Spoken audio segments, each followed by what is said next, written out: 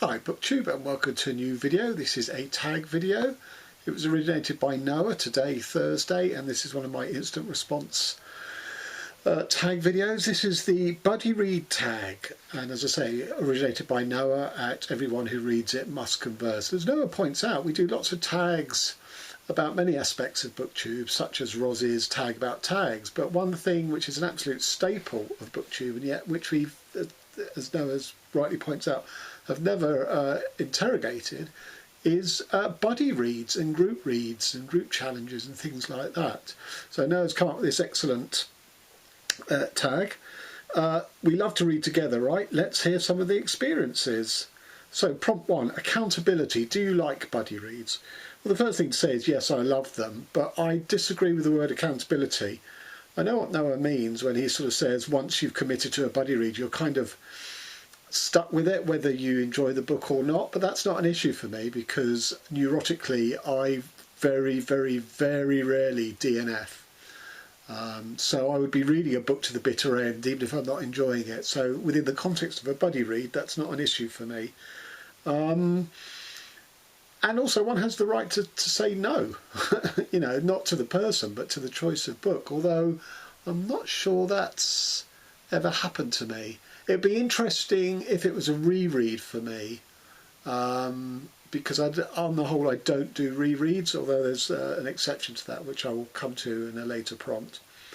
2, sharing. Is there an ideal size group for buddy reads? I don't know the answer to this. I like one-to-ones, but I also like the bigger group reads because, as Noah said, they help overcome the intimidation factor, and they also maximise the potential of you getting new insights into a book. So there was a Ulysses group read last year, which unfortunately got cut short because of the sort of lockdown that hit. But I don't think I would, you know, I'd had that book for 30 years without picking it up, and it was only through the auspices of having other people, very few of who I knew at the time. I knew Alan and I knew Noah, but I didn't know Roz. That's pretty much where I made her acquaintance, really. That I picked Ulysses up, and for, you know, it's not as intimidating as I'd made out, and that's largely thanks to being eased into it by the whole group read. And the other is the recognitions, which I definitely would not have picked up, even though I owned it.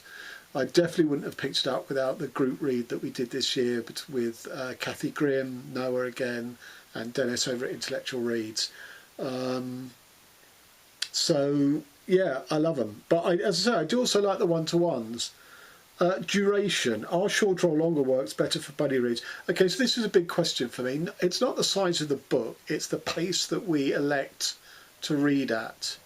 Because I think this is the only drawback of a buddy read I have, is on the whole, well, certainly before BookTube, I only ever read one book at a time. I never had several titles on the go. Since joining BookTube and getting loads and loads of recommendations, I now have a shiny bauble syndrome, whereas as soon as a new book lands on my doormat, I kind of want to read it then and there and put aside for the duration of the book I'm reading. So I'm a bit sort of all over the place when it comes to my reading generally. Sometimes I will stick rigidly with one book at a time, and other times I'll have 2 or 3 on the go. With a buddy read, I have done very few buddy reads where we've gone, okay, well, this is going to last a week. They've mainly been over the course of a month. Now, the bigger books, like the recognitions, like Olverton, which I did with Jason over at Old Blues Chapter and Verse, they take a month, and that's fine. You're going at the right pace for that book. But there have been other buddy reads where I've really wanted to crack on to the next agreed portion, having, you know, immediately finished, you know, the reading for that week. So I do find that slightly frustrating. But again, on that score, I always invite the people I'm reading with to suggest the pace. I never sort of say, oh, you know, we need to think about doing it this way, these many pages over this course of however many. And also, Noah talked about sort of check-ins every day for, I think, As I Lay Dying. I've not done an everyday check-in. I have the flexibility to do that, but it's, you know, you're asking a lot of your buddy readers that they also have that flexibility, and I kind of assume that they don't unless they volunteer that they do.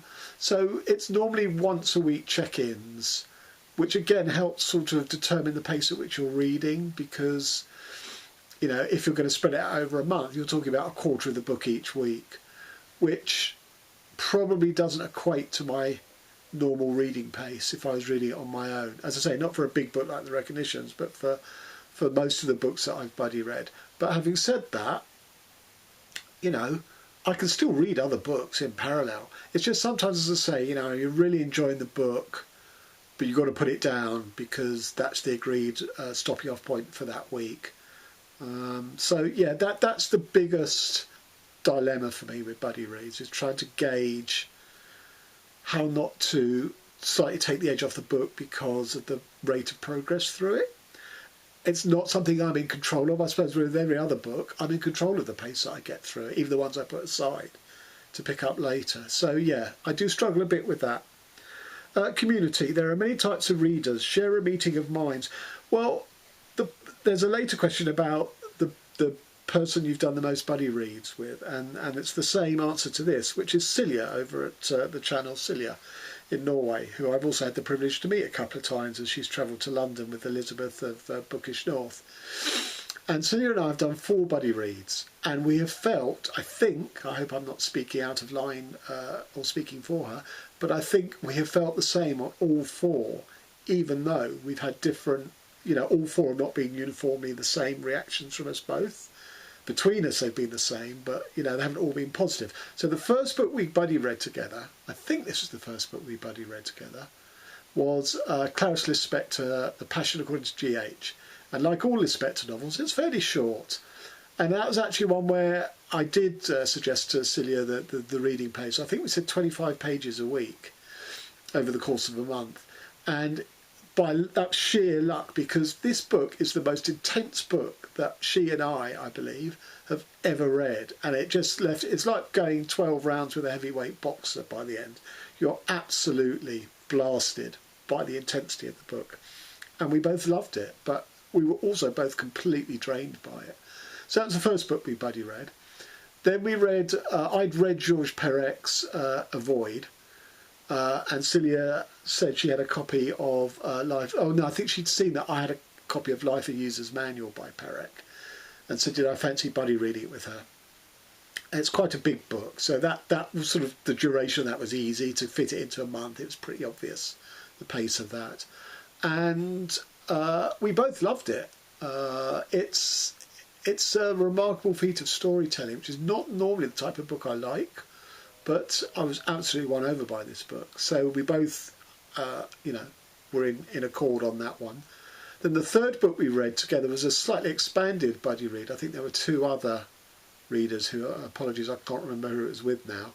And that was Murmur by Will Eaves, which had been shortlisted, I think, at the time, or may even have won it, the Republic of Consciousness Prize or the Good Goldsmiths Prize, which is, both of those are prizes for slightly radical, avant-garde novels, and we all hated it. It's a book about Alan Turing, who was a great man and who had a tragic end, where he was basically chemically castrated because he was gay, and he was the guy who basically won Britain the Second World War by cracking the German secret Enigma code and building building the thing to crack it. It sort of was a precursor of the computer.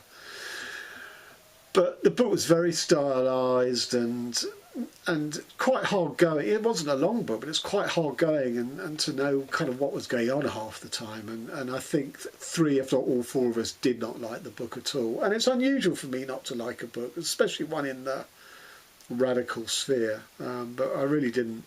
And then the fourth was, on the basis of us having loved Life a User's Manual by Perec, Silje contacted me and said, look, she's got on her shelf W, or A Memory of Childhood by Perec. I said, oh, I'll order up a copy. And we buddy read, was that last year? Yeah, I think it was last year. I can't remember. And wow, we were both blown away. So I've read 3 Perec books now. Avoid, which, you know, is so-so to me. Life a User's Manual, which I thought was great, and then this, W, or A Memory of Childhood, just on another level altogether. So I've had not diminishing return, whatever the opposite of diminishing returns is with Perec, and the last two were thanks to Silje. So the 4 books that we've buddy read, we've come out with pretty much the same conclusions on all 4, which I think is quite a high strike rate. I mean, generally, you know, when watching her videos and seeing what she reads, I mean, I think she has a more diverse type of book. You know, she'll read graphic novels and things like that, which on the whole I don't. So I think she reads more widely across different styles and genres than I do. But that hasn't meant that, you know, when we do read books that coincide in our, or when we buddy read a book that coincides with, in my wheelhouse, with something she'd be reading anyway, we're 4 for 4, 100%. So I think that's pretty good. Okay, 5, perspectives. There are many types of readers. Share a difference in perspective. Well, the only time I've really experienced this is on the larger group reads, particularly for Ulysses, which involved Noah, Alan from Big Hard Books and Classics, Roz from Scully Dandling About the Books, which is pretty much where I met her, I think, was on that buddy read. Zena was on it. There were a couple of people who didn't have channels but were joining the buddy read. And some of the people had read it before. I hadn't. So we were all at different levels with it anyway, even before we started. And that was really helpful. I mean, Alan just knows everything there is to know about it, and was a great guide for us. It was a shame, as I say, that it got cut short by lockdown, when we all sort of had other things on our mind. So I think that was the sort of most diverse group that I've ever read with. 6, challenges. Share a private or public challenge to read out of your comfort zone. I've got a slightly different take on this. I don't do group or buddy reads out of my comfort zone, so I don't, you know, is it called Victober? No, not for me. Shake Tube, not for me. I mean, I've read quite a lot of Shakespeare in the past, and I you know, I've sort of had my fill of Shakespeare, really. So most of those, you know, maybe Midrash I don't do. So all the sort of really biggie ones I don't participate in. And again, there's a question later about ones that you do, which I'll come to. So I'm going to slightly turn this on its head, in that going into this, it was a buddy read with Shawn, the book Maniac, my first ever buddy read. It was a book called For the Good Times by David Keenan, set in Northern Ireland during the Troubles in the 1970s, which is 150% in my wheelhouse. I've written a novel set in that, well, yeah, set in that region myself. So I read almost anything that's going in fiction set in that region. And Shawn noticed it in a video of mine and said that he also had it. Let's read it. And again, it's one of those books that sort of sat on my shelf, and I hadn't actually picked it up. I think because I discovered he was a Scottish writer, and although Scotland and Northern Ireland have very, very strong ties even around the Troubles, I mean, Glasgow is almost as divided a city as Belfast is. But anyway, but because I found out he was set in Scotland, I think in my head I had some issues about authenticity, which is stupid, really. So I hadn't picked it up. But, you know, the buddy read with Shawn encouraged me to finally, you know, pick it up and start it. And it's a book about, you know, young testosterone-driven guys who find a lifestyle within, you know, the IRA, within sort of terrorist and sort of street gangs. And it's very homophobic, it's very violent, and I was very worried that these things would mean that Shawn would bail because he would find them offensive. And he didn't. It does have a very good sense of humour. And we talked a lot about the context of Northern Ireland in the 1970s. And I sent him images of road signs and murals on the sides of houses and things. So it's a really good buddy read, that set. But actually, as the book wore on, it got worse and worse and worse for me. Shawn, I think, was pretty steady all the way through. But for me, it was just diminishing returns. And actually, I was out of my comfort zone by the end. It wasn't so much the violence and the homophobia. It was the fantasy elements were injected into it. That put me in a discomfort zone. And normally it would put Shawn in a discomfort zone, but he's prepared to buy into it a little more than I was, I think. So it wasn't the call for or a challenge that put me into a discomfort zone, because as I say, I won't subject myself to it. Life's too short.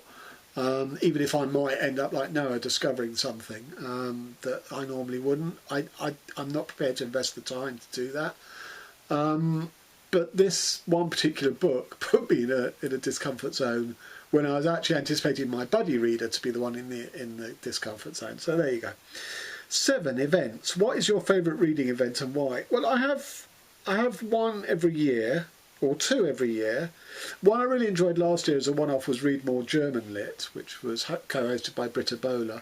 And I mean, I'd read German literature before, but I read 15 books last year, which I was sort of quite pleased with. I mean, obviously, German literature written in German originally includes Kafka, who's my all-time favourite author. And I read a couple of his related books, one of short stories and one of letters. But I read my second Thomas Bernhard when I'd read one the year before and was undecided about it. And I thought, well, this is a good opportunity to see if Bernhard's going to be an author for me, because he's really highly thought of. And I like the one I read, but I still feel I don't need to read any more Thomas Bernhard. I get his shtick, really. I read some German classics, modern classics I'd never heard of, like The Seventh Cross and Man in Holocene, Milena. Was that her name, Milena? No, I can't remember. Anyway, so yeah, that was a good experience. Although I did read Bertolt Brecht's collected short stories. Now, I love Brecht as a playwright. His short stories are absolutely terrible. So that was a one-off challenge, just related to last year. The 2 ongoing ones that I really like, one is Non-Fiction November. I like it for 2 reasons. One, it gets me reading more non-fiction, because even though I'm an author, I don't do a lot of reading research. So I don't pick up non-fiction very often. And Non-Fiction November asks you to read up to 4 books meeting prompts. And the other thing I like about it is they're very open-ended prompts. They're single word prompts, which is great because it just allows you such leeway to find something that's going to be in tune with an interest of yours. So that is uniformly my favourite. And in a way, I can't say it's not in my comfort zone, because I pick up books that I would want to, I'm interested in the subject matter. But it's out of my normal menu and repertoire of reads by increasing my non-fiction. And the other is Read More Women, which I've done for the last 2 years. This year I'm not, it's a bit weird. At the end of the year I will look at the challenges and see which books by women I've read that meet them, rather than planning at the start of the year, okay, I'm going to do that book for that challenge and so on. And I say this because this year I felt some of the challenges are so restrictive. There's so many more elements to them. It just narrows and funnels you down paths that I don't really want to go down, So last year there 24 prompts. I think I filled 19 or 20, which is pretty good. This year we're almost halfway through the year, and again there's 24 prompts, and I've matched 11 of them. But there's no way I'm going to be able to fill. So I just feel that particular challenge just needs to reel back a bit on not being quite so proscriptive and prescriptive in some of the challenges. Okay, 8. Can't Stop. A booktuber you've bloody read the most with. I've mentioned Silje and that we've read 4 books. The next is Jason over at Old Blues Chapter and Verse, because we have a really nice tradition that we've done over the last 3 years of ushering in the new year in January with a buddy read. Year 1 it was Overton, I can't remember Adam Thorpe maybe had been the author, and that was a fantastic buddy read because it really infuriated me. It's quite an experimental book, but it is sort of historically set. So those 2 elements straight away are a bit of a contradiction in terms for me. I think Jason got a lot more out of it than I did, but we had really good conversations because I had to think why it was annoying me so much, and then conveying that to Jason. And then year 2 was In the Lake of the Woods, and what a fantastic way to usher in a reading year. What a brilliant book that is. And we actually buddy read that with Kelly, Jason's wife, as well. The 3 of us buddy read it, and we all loved it. And that was, again, really, I mean, you get really good buddy reads with Jason, because you get a lot of back and forth in the comments on Voxer. And this year we did Mrs. Dalloway with Zena joining us as well. I didn't really get on with Mrs. Dalloway beyond the level of language. I think Jason at the end was also slightly disappointed by it. I mean, he was absolutely carried away by some of the writing in it. But as a book, as an overall book, I think he was slightly disappointed about in it. So yeah, so Jason would be my second most buddy read, and we haven't decided our one for next year, but we will definitely be doing one. Actually, I think he suggested doing another Virginia Woolf, which I'd be more than happy to, and if so, I might suggest The Waves.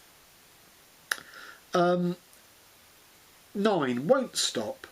A booktuber you haven't but want a buddy read.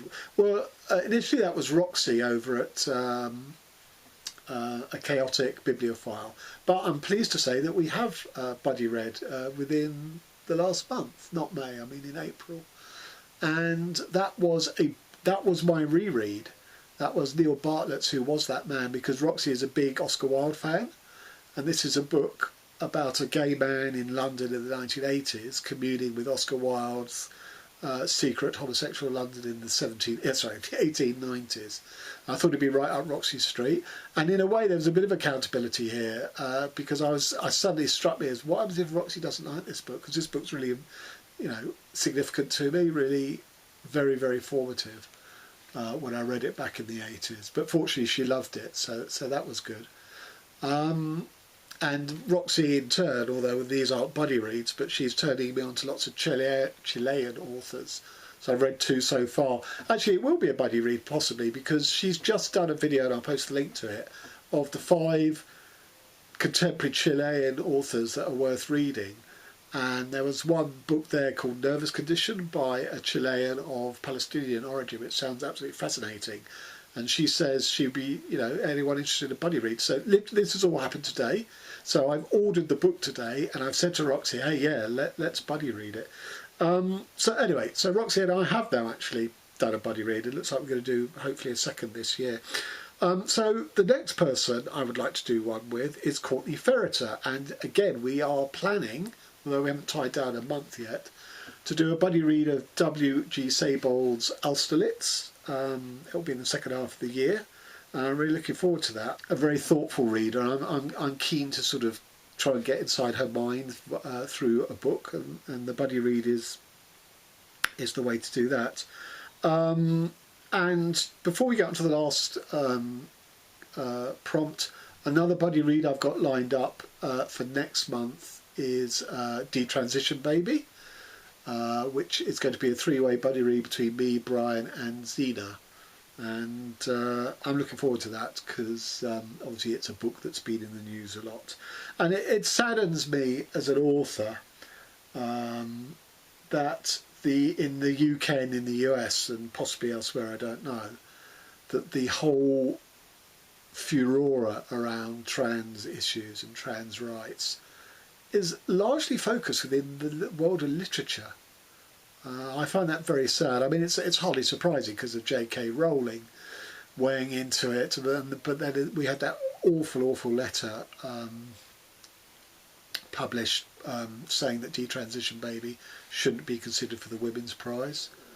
So it just makes me very sad, and I don't know if I would have read this book in particular. I saw Shawn the Bookmaniac talk about it, and he loved it. But what he was saying was it wasn't appealing to me as a work of literature. It's a book about relationships, even unusual relationships, because of the whole triangle of the people involved. And the bits that Shawn read out, I thought, this isn't a book for me. But now that there's all this furore, and it's been long listed for the Women's Prize, I absolutely am intrigued now to read it. If I don't like it, I'm almost sure it's going to be because of my initial feelings about the writing. But I've since seen other reviews of it where people have been totally won over and beguiled by it. So, hopefully that will happen to me as well, and I'll fall under its spell. And I think those are the only buddy reads I've got lined up for now. So it's Austerlitz, Detransition Baby and Nervous System. Okay, so the final tag, the final prompt is tag your buddies. So everyone I've mentioned so far as having done a buddy read with, and I want to add some others where I didn't get round to talking about the buddy reads with them. So Elizabeth at Bookish North, we buddy read Kindred. Again, I'm not sure, I had it on my shelf. Would I have picked it up without the impetus of a buddy read? I'm not sure, so I'm very grateful to Elizabeth. It was a pretty rewarding read. I mean, far from a perfect book, but a very interesting book. Alan over at Big Hard Books and Classics, who got me through Dante's Inferno. Like with Ulysses, Alan is an absolute scholar on Dante. And as you know, I sort of have an aversion to anything written before the Second World War, apart from Kafka. So I mean that's really going quite far back to Dante. To Dante. So Alan held my hand all the way through Inferno, and I got a lot out of it. And Brian over at Bookish, who I guess I have mentioned, but we then what buddy read did I mention with Brian? Oh yeah, that we've got one coming up. But I have done one buddy read with Brian up to now, and we read, after the success of In the Lake of the Woods by Tim O'Brien. Brian mentioned going after Caccietta. I think he held it up in a tag video, which I also had but hadn't read. I said to him, do you fancy doing a buddy read? And we both hated it.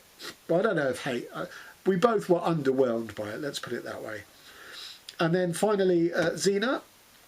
Now it's not only picking up books that I wouldn't have read without the impetus, actually books being brought to my attention. Xena bought the Leanne Shapton book with the impossibly long title, which is an experimental book done mainly in pictures, and it's done as an auction catalogue, and the auction sale is for the sort of trinkets and clothes and books and records of a New York couple who get together and then split up, and their items end up in this auction, and it's completely fictional. And I'd never heard of this book, and Sina said, do you want to buddy read it with? And I said, because at the time we were doing the Ulysses buddy read, I said, yeah, when we've done the Joyce, let's do this. So I bought a copy of the book, and even though it was clearly going to be a quick read, in the end it took me, about a day and a half. We kept putting it off and putting it off and putting it off, but we did it in April. I think we read it in April. And what a fantastic book. Now, I never would have come across that book without Xena putting it under my nose. So I'm very grateful, again, to Buddy Reads for doing that, where Xena knows the type of book that I like, experimental, etc., etc. It's one I hadn't heard of. She said, look, do you know this book? I said, no. She said, well, do you want to buddy read it? I go, yeah, great. And as it proved. So those are the extras I'm adding on to tagging people. Thanks to Noah for coming up with this tag. Yeah, till next time.